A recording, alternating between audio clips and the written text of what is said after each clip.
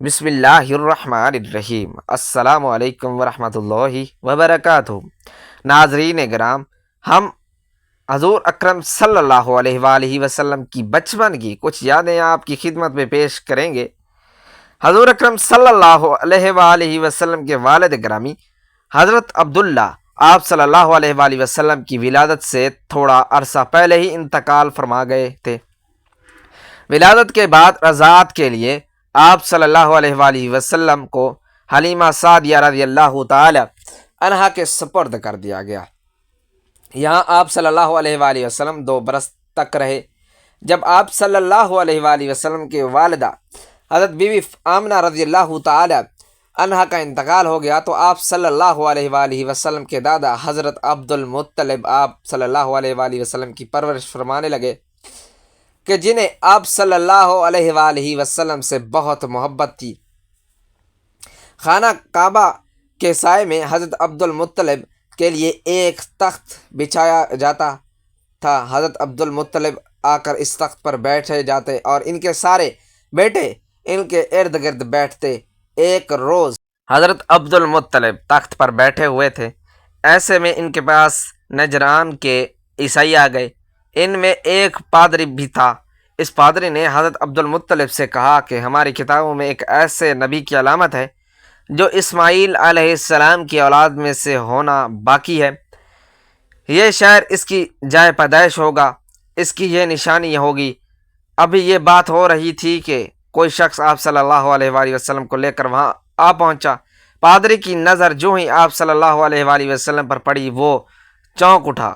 آپ کی آنکھوں، کمر اور پیروں کو دیکھ کر وہ چلا اٹھا، وہ نبی یہی ہے، یہ تمہارے کیا لگتا ہے؟ حضرت عبد المطلب بولے، یہ میرے بیٹے ہیں۔ اس پر وہ پادری بولا، تب یہ وہ نہیں ہے، اس لیے کہ ہماری کتاب میں لکھا ہے کہ اس کے والد کا انتقال اس کی پیدائش سے پہلے ہو جائے گا۔ یہ سن کر عبد المطلب بولے، یہ دراصل میرا پوتا ہے، اس کے باپ کا انتقال اس وقت ہو گیا تھا جب یہ پیدا بھی نہیں ہوا تھا۔ اس پر پادری بولا، ہاں یہ بات ہوئی نا، آپ اس کی پوری طرح حفاظت کریں۔ حضرت عبد المطلب کی آپ صلی اللہ علیہ وآلہ وسلم سے محبت کا یہ عالم تھا کہ کھانے بیٹھتے تو کہتے، میرے بیٹے کو لے آؤ۔ آپ صلی اللہ علیہ وآلہ وسلم تشریف لاتے تو حضرت عبد المطلب آپ کو اپنے پاس بٹھا دیتے، آپ صلی اللہ علیہ وآلہ وسلم کو اپنے ساتھ کھلاتے۔ قبیلہ لہب کا ایک شخص فال نکال کر آتا تھا کہ وہ مکہ میں آتا تو قریش لوگ اپنے لڑکوں کو اس کے پاس لے جاتے تھے، وہ انہیں دیکھ کر ان کے فال نکال دیتا تھا۔ حضرت عبداللہ بن زبیر رضی اللہ تعالیٰ عنہ کہتے ہیں کہ ایک مرتبہ حضرت ابو طالب کے باقی لڑکوں کے ساتھ آپ صلی اللہ علیہ وآلہ وسلم بھی تشریف لے آئے۔ اس فال کو نکالنے والے نے ایک نظر سے آپ صلی اللہ علیہ وآلہ وسلم کو دیکھا، پھر وہ آپ کام میں مصروف ہو گیا، فارغ ہوا تو بولا، اس لڑکے کو میرے پاس لے آؤ۔ ابو طالب نے کوئی خوف محسوس کیا اور آپ صلی اللہ علیہ وآلہ وسلم کو اس کے پاس سے ہٹا دیا۔ اس پر وہ بولا، اس لڑکے کو میرے پاس لے آؤ جسے میں نے ابھی دیکھا تھا، اللہ کی قسم اس لڑکے کی شان ضرور عظیم ہوگی۔ ابو طالب فوراً آپ صلی اللہ علیہ وآلہ وسلم کو وہاں سے لے کر چل دیے۔ ایک مرتبہ مکے میں بارش نہیں ہو رہی تھی۔ بارش نہ ہونے کی وجہ سے لوگ بہت پریشان تھے۔ کوئی کہتا لات و عزا کے پاس چلو، کوئی کہتا منات کے پاس چلو۔ اس پر ایک خوبصورت اور سمجھدار قسم کے آدمی نے کہا کہ تم کہاں بھٹک رہے ہو، حالانکہ تم میں حضرت ابراہیم علیہ السلام اور حضرت اسماعیل علیہ السلام کی نشانی موجود ہے۔ یہ سن کر لوگوں نے کہا کہ آپ کا اشارہ ابو طالب کی طرف ہے، تو اس نے فوراً کہا ہاں۔ وہ سب کھڑے ہو گئے اور حضرت ابو طالب کے دروازے پر آئے۔ ابو طالب باہر نکلے تو لوگوں نے ان سے کہا، وادی میں قحط پڑ گیا ہے، بچے ہلاک ہو گئے، آئیں بارش کی دعا کریں۔ ابو طالب نے ان کے ساتھ چلے۔ اس وقت حضور صلی اللہ علیہ وآلہ وسلم ان کی انگلی پکڑ کر ساتھ چل رہے تھے اور آپ صلی اللہ علیہ وآلہ وسلم چھوٹے سے بچے تھے۔ یہ خانہ کعبہ کے پاس پہنچے تو حضرت ابو طالب نے آپ صلی اللہ علیہ وآلہ وسلم کی انگلی پکڑ کر آسمان کی طرف اٹھا دی۔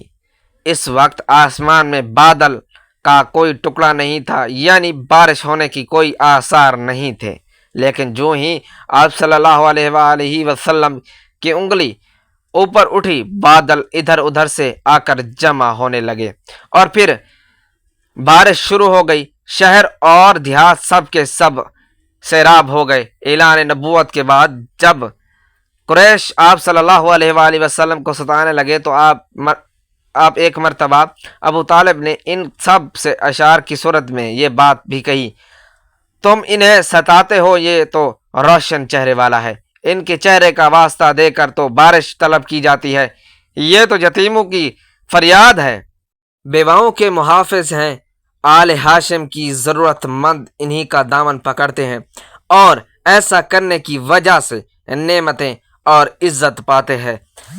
حجت اللہ علی العالمین ایک مرتبہ حضور صلی اللہ علیہ وآلہ وسلم کے دادا حضرت عبد المطلب کا اونٹ گم ہو گیا۔ انہوں نے آپ صلی اللہ علیہ وآلہ وسلم کو اونٹ کی تلاش میں بھیجا۔ آپ صلی اللہ علیہ وآلہ وسلم کو واپس آنے میں کچھ دیر ہو گئی۔ حضرت عبد المطلب پریشانی کی عالم بیت اللہ کا طواف کرنے لگے اور یوں کہنے لگے، اے رب، میرے محمد صلی اللہ علیہ وآلہ وسلم کو میری طرف لوٹا دیجئے، مجھے پر احسان کیجئے، اب انہیں لوٹا دیجئے۔ ایک شخص نے ان کے بارے میں کسی سے پوچھا، یہ کون صاحب ہیں اور یہ کیا کر رہے ہیں؟ اس نے بتایا کہ حضرت عبد المطلب ہیں، انہوں نے اپنے پوتے محمد صلی اللہ علیہ وآلہ وسلم کو اپنے اونٹ کی تلاش میں بھیجا تھا اور آج تک انہوں نے اپنے پوتے کو جب بھی جس کام کے لیے بھیجا ان کا پوتا کامیاب ہی لوٹا ہے۔ آج انہوں نے آنے میں ذرا دیر ہو گئی تو یہ ان الفاظ میں دعا مانگ رہے ہیں۔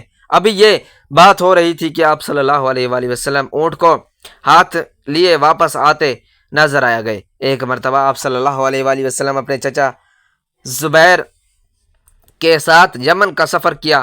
اس وقت آپ صلی اللہ علیہ وآلہ وسلم کی عمر 10 سال سے کچھ زیادہ تھی۔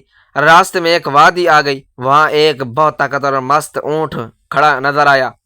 اس کے ڈر سے لوگ دونوں طرف رک گئے، اس کے پاس سے گزر نہیں رہے تھے۔ آپ صلی اللہ علیہ وآلہ وسلم نے اونٹ سے ذرا بھی نہ ڈرے، اس کے نزدیک چلے گئے۔ اونٹ نے جو آپ کو دیکھا تو بیٹھ گیا اور اپنا سینہ زمین پر رگڑنے لگا۔ آپ صلی اللہ علیہ وآلہ وسلم اپنے اونٹ سے اترے، اس پر سوار ہو گئے، یہاں تک کہ اس وادی کو پار کر گئے۔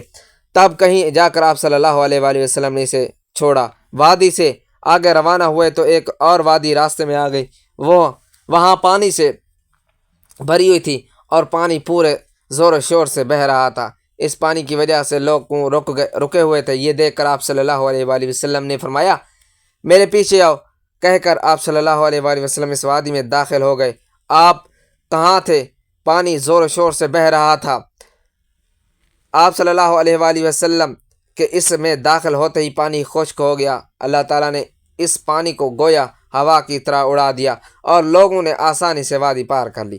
حضرت عائشہ صدیقہ رضی اللہ تعالی عنہا فرماتی ہیں کہ رسول اللہ صلی اللہ علیہ وآلہ وسلم میرے پاس تشریف لاتے اور پوچھتے، کھانے کو کچھ ہے؟ میں عرض کرتی، یا رسول اللہ صلی اللہ علیہ وآلہ وسلم کوئی چیز نہیں۔ آپ صلی اللہ علیہ وآلہ وسلم نے ارشاد فرماتے ہیں، تو آج میرا روزہ ہے۔ ایک مرتبہ حضرت عائشہ صدیقہ رضی اللہ تعالی عنہا نے اپنے بھانجے حضرت عروہ بن زبیر رحمۃ اللہ علیہ سے فرمایا کہ بعض اوقات ہم پر تین چاند طلوع ہوتے، یعنی 3 ماہ گزر جاتے اور رسول اللہ صلی اللہ علیہ وآلہ وسلم کے گھر چولہا نہ جلتا تھا۔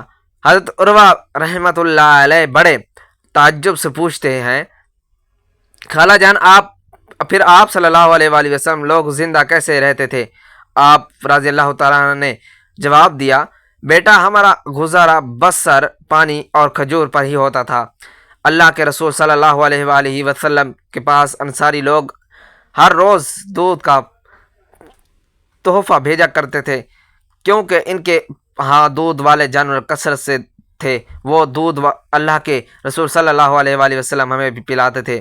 حضرت ابو دردہ رضی اللہ تعالی عنہ کہتے ہیں کہ میں ایک مرتبہ حضرت عائشہ صدیقہ رضی اللہ تعالی عنہا کی خدمت میں حاضر ہوا۔ انہوں نے ہمیں ایک موٹا سا تہمند نکال کر دیا۔ یہ کپڑا یمن میں تیار ہوتا تھا۔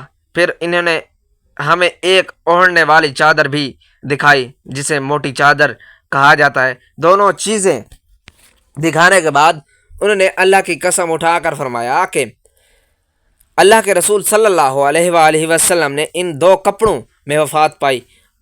حضرت عبداللہ ابن مسعود رضی اللہ تعالی عنہ سے روایت ہے کہ اللہ کے رسول صلی اللہ علیہ وآلہ وسلم ایک چٹائی پر سو رہے تھے تو آپ صلی اللہ علیہ وآلہ وسلم کے پہلو پر چٹائی کے نشانات تھے۔ ہم نے کہا یا رسول اللہ، کیا یہ بہتر ہے کہ اگر ہم آپ کے لیے ایک نرم سا بستر بنا دیں؟ پیارے دوستو، اب دیکھیے کہ نبی کریم صلی اللہ علیہ وآلہ وسلم اس کے جواب میں کیا ارشاد فرماتے ہیں۔ ارشاد ہوا، میرا دنیا سے کیا تعلق؟